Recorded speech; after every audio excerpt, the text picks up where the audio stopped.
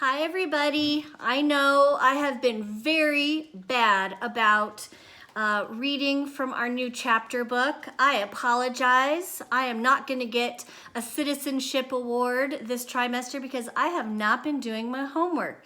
So I'm going to get better about reading a little bit each day. So we started the Lemonade War. So far, we don't know, we haven't heard anything about a war. We haven't heard anything about lemonade.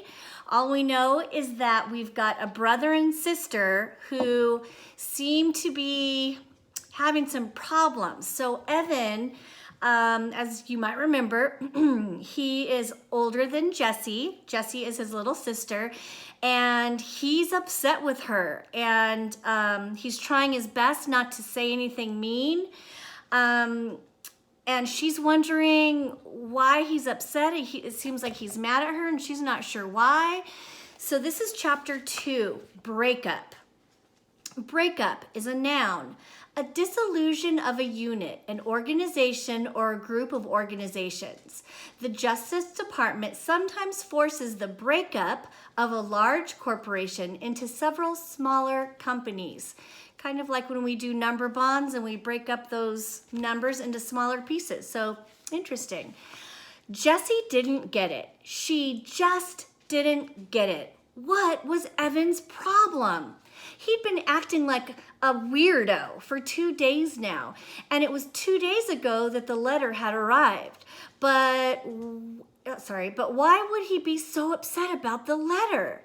This is a puzzle, Jessie told herself, and I'm good at puzzles. But it was a puzzle about feelings, and Jessie knew that feelings were her weakest subject. Jessie sat in the cool darkness of the basement and thought back to Monday, the day the letter had come. Everything had been normal. She and Evan were putting together a lemonade stand in the driveway when the mailman walked up and handed Jessie a bundle of letters. Evan never bothered to look at the mail, but Jessie was always entering contests and expecting to win, so she flipped through the letters right away. Boring. Next letter. Boring. Next letter. Boring, said Jessie as each letter passed by. Hey, something from school addressed to Mom. She held up a plain white envelope. What do you think it is? I don't know, said Evan. He was in the garage uncovering the small wooden table they usually used for a stand. It was buried under 2 snow tubes, 2 boogie boards, and the garden hose. Jessie watched while Evan gave a mighty pull and lifted the table up over his head. Wow, he's gotten so big, thought Jessie, remembering what Mom had said about Evan's growth spurt. Sometimes Jessie felt like Evan was growing twice as fast as she was, growing up and growing away. It looks important, said Jessie. It looks like bad news, is what she thought in her head. Was there a problem? Was there a complaint? A mix-up? All the nervousness she'd been feeling about skipping to 4th grade suddenly burbled up inside her. This table's really dirty, said Evan. Do you think we can just cover it with a lot of cups in the pitcher and no one will notice? Jessie looked. The table was streaked with black. No, she said. Ugh. Evan groaned. I'll clean it, said Jessie. Evan had only agreed to have a lemonade stand because it was one of her favorite things to do. The least she could do for him was clean the gunk off the table. Maybe, she said, holding up the envelope again, maybe they're postponing school. Maybe the first day isn't going to be next Tuesday. What do you think? That got Evan's attention. Let's ask Mom to open it, he said. Up in the humming cool of her office, Mrs. Tresky read the letter through once. Well, she said, this is what I would call a curveball. She looked right at Evan. Jessie thought her face looked worried. Evan, you and Jessie are going to be in the same class next year. You'll both have Mrs. Overton. Jessie felt relief flood her entire body. The same class! If she could have wished for one thing in the whole world, That's what she would have wished for. She would be with Evan, and Evan would make everything easier. He would introduce her to all of those fourth graders. He would show them all that she was okay, not some puny second grader who didn't really belong. But Evan did not look happy. Evan looked angry. "Why?" he asked in an almost shouting voice. Mrs. Tresky scanned the letter. "Well, the classes were small to start off with, and now some of the fourth graders they thought would be attending aren't because they're moving or they're switching to private schools. So they need to combine the two small classes into one bigger class." "That is so unfair," said Evan. "I wanted Mrs. Scobie, and I don't want..." And he stopped and looked at Jessie. It's just so unfair," he shouted. Jessie was surprised. She thought this was great news. Why didn't Evan see that? They always had fun together at home, and now they could have fun in school too. "It'll be fun," she said to Evan. "It will not be fun," said Evan. "School isn't fun." And then he stomped downstairs and locked himself in his room for the rest of the afternoon. They never finished the lemonade stand. And here it was, 2 days later, and Evan was still all locked up, even though he wasn't in his room. He wouldn't talk to her, and he wouldn't play with her. So Jessie went up to her room and did what she always did when she was upset or angry or sad or confused. She started reading Charlotte's Web. She had read the book about 100 times. She was at the good part, the happy part. Wilbur had just been named some pig, and he was getting all kinds of attention from the Zuckermans and the whole town. But Jessie couldn't settle into that happy feeling, the one that usually came with when Charlotte said, "I dare say my trick will work and Wilbur's life can be saved." Instead, she kept noticing an unhappy feeling, tap, tap, tapping her on the shoulder. And it wasn't that unhappy feeling that came from knowing that Charlotte was going to die on page 171. The unhappy feeling was coming from Evan. She couldn't stop thinking about what he had said. Jessie could only remember one other time that Evan had said, "I hate you," to her. Grandma had been over, and Evan needed help with his math homework. He had been frustrated, and he had a screwed up mouth look that he sometimes got with math or spelling or writing reports. Mom called it his "he's gonna blow" look. But Grandma couldn't help because it was all Greek to her. So Jessie had shown him how to do each problem. Well, she just sort of jumped in and done the problems for him exactly. That was helping, wasn't it? Grandma had called her a girl genius, but Evan ripped his paper in half and ran upstairs shouting, "I hate you," just before slamming the door closed. That was last year. Jessie rested the book on her stomach and stared at the ceiling. People were confusing. She'd rather do 100 math problems than try to figure out someone else's mixed up feelings any day of the week. That's why she and Evan got along so well. He'd just tell her straight out, "I'm mad at you because you ate the last Rice Krispie treat." And then she could say, "Sorry, hey, I've got some Starburst in my room. You want some?" And that would be that. It had always been so easy with him. Evan was just a straight shooter, not like the girls at school, the ones who had started the club. Oh no, she rolled over onto her side to get away from those unhappy thoughts. Across the room, against the opposite wall, she noticed 3 pieces of foam core her mom had bought for Jessie's Labor Day project. Every year, the Rotary Club sponsored a competition for kids to see who could come up with the best display related to the holiday. This was the first year Jessie was old enough to participate, and she had begged her mom to buy foam core, gel pens, fluorescent paper, and special stickers for her display. She was determined to win the prize money, $100. But she hadn't been able to come up with a single idea that seemed good enough. So here it was, just 5 days before the competition, and the foam core was still completely blank. Jessie reached for her book. She didn't want to think about the girls at school, and she didn't want to think about the competition, and she didn't want to think about Evan being unhappy with her, so she started reading again. Wilbur and Charlotte were at the fair, and Charlotte was beginning to show her age. Jessie read the words that Wilbur said to his best friend. "I'm awfully sorry to hear that you're feeling poorly, Charlotte. Perhaps if you spin a web and catch a couple of flies, you'll feel better." Well, the second part didn't apply at all, but Jessie imagined herself saying the first line. I'm awfully sorry to hear you're feeling poorly, Evan." It sounded about right, like the right thing to say. At least it would show him that she cared, and Jessie knew that this was important when someone was feeling upset. She decided to go downstairs and give it a try. She would do just about anything to get Evan back to the way he was before the letter. Jessie looked in the kitchen and the backyard. No Evan. She was halfway down the steps to the basement when she heard a noise coming from the garage.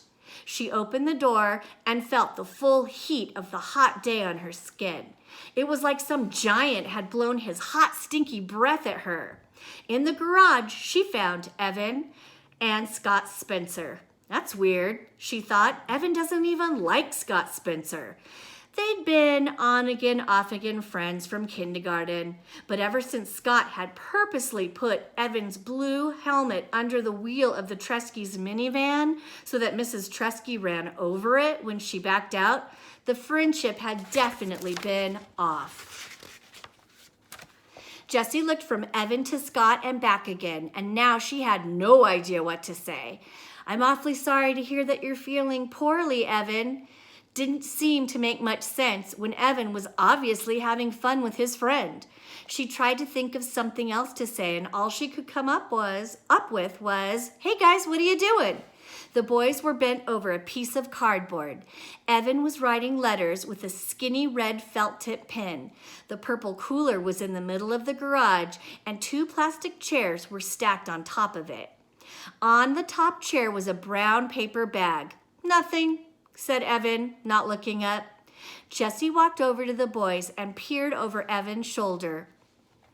There was a sign that said lemonade, 50 cents. So she said to her brother, you spelled lemonade wrong. It's an O, not an I. But she thought, oh good, we're gonna have a lemonade stand. That makes me feel so much better.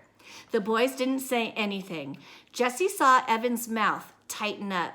You want me to make the lemonade? She asked. Already made it, Evan said. I could decorate the sign, she said. I'm good at drawing butterflies and flowers and things. Scott snorted. We don't want girl stuff like that on our sign.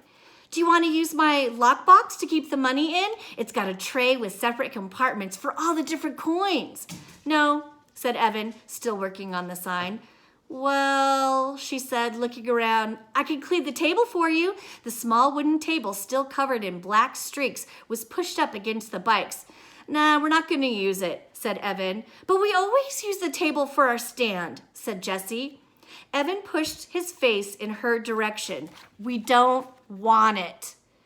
Jessie took a couple of steps back. Her insides felt runny, like fried egg that hasn't cooked enough. She knew she should just go back into the house, but for some reason, her legs wouldn't move. She stood still, her bare feet rooted to the cool cement. Scott whispered something to Evan, and the 2 boys started laughing, low and mean. And then Jessie swayed toward the door, but her feet stayed planted, and she couldn't stand it that Evan wanted to be with Scott, who was a real jerk, more than he wanted to be with his own sister. Hey, she said, I bet you need change. I've got a ton. You could have all my change, as long as you pay it back at the end of the day. We don't need it, said Evan. Yeah, you do, said Jessie. You always need change, especially in the beginning. Come on, you guys, you'll lose sales if you can't make change. Evan capped the pin with a large snap and stuck it in his pocket. Scott's bankrolling us. His mom keeps a change jar, so we've got plenty. The boys stood up. Evan held the sign for Scott to read, turning his back on Jessie. Awesome, said Scott. Jessie knew that the sign was not awesome. The letters were too small and thin to read from a distance. Evan should have used a fat marker instead of a skinny felt-tip pen. Everybody knew that. There weren't any pretty decorations to attract customers, and the word lemonade was spelled wrong. Why wouldn't Evan take just a little bit of help from her? She just wanted to help. Scott turned to her and said, "Are you really going to be in 4th grade next year?"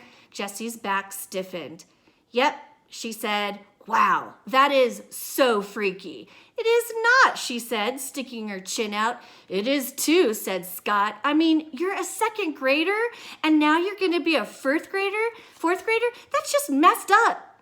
Jessie looked at Evan, but he was busy taping the sign to the cooler. "Lots of people skip grades," said Jessie. "It's not a big deal." It's completely weird," said Scott. "I mean, you miss everything from a whole year. You missed the whole unit on Antarctica, and that was the best part. And the field trip to the aquarium, you're going to miss that too. And the thing where we all sent letters all over the country, you remember, Evan? Yeah, you got the letter back from Alaska. It was so cool." Evan nodded, but he didn't look up. "It's not that big a deal," said Jessie again, her voice stretched tight like a rubber band. "It's like you're going to miss a whole year of your life," Scott said. "It's like you're going to die a whole year earlier than the rest of us because you never had a 3rd grade year." Jessie could feel cold and hot at the same time. Part of her wanted to yell, "That doesn't make any sense." But the other part of her felt like a freak, like Scott had just noticed she had 3 legs. Evan stood up and tossed the paper bag to Scott, and then he grabbed the plastic chairs with one hand. "Come on, Scott, let's go." He reached down to grab one handle of the cooler. Scott grabbed the other, and together they lifted it and began to walk out of the garage. "Hey, Evan," said Jessie, calling to their backs. "Can I come too?" Without turning around, she heard her brother say, "No." "Come on, please. I'll be a big help. I can do lots of things." "You're too young," he said sharply. "You're just a baby." The boys walked out. "You're just a baby," echoed in Jessie's head. She couldn't believe Evan had said that. After all the stuff they've done together, he was only 14 months older than she was, hardly even a full year. She was about to yell back something really harsh, something stinging and full of bite, like, "Oh yeah?" when she heard Scott say to Evan, "Man, I can't believe you have to be in the same class as your little sister. If that happened to me, I'd move to South America." "Yeah, tell me about it," replied Evan, crossing the street. The words died on Jessie's lips. She watched Evan walking away, getting smaller and smaller. He was deserting her. He wasn't going to stand by her at school. He wasn't going to smooth the way for her. He was going to be on the other side with all of them, looking down at her, telling everyone that she was too young to be part of the crowd, telling everyone that she didn't belong. "Fine for you, Evan Tresky," she said as she marched into the house, her fists balled up at her sides. "I don't need you. I don't need you to have fun. I don't need you to run a lemonade stand, and I don't need you to make friends for me in 4th grade. And halfway up the stairs, she stopped and shouted out loud, "And I'm not a baby!" And that is the end of chapter 2. Wow. So it sounds like Evan is not happy about his sister skipping a grade and going to be in his class. I will read again tomorrow. I miss you, and I'll see you soon. Bye.